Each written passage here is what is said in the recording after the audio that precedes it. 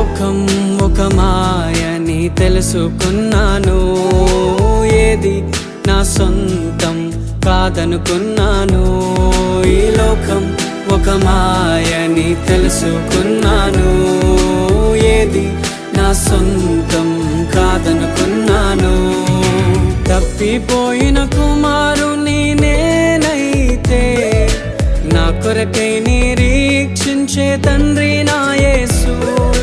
తప్పిపోయిన కుమారుని నేనైతే, నా కొరకై నిరీక్షించే తండ్రి నా యేసు.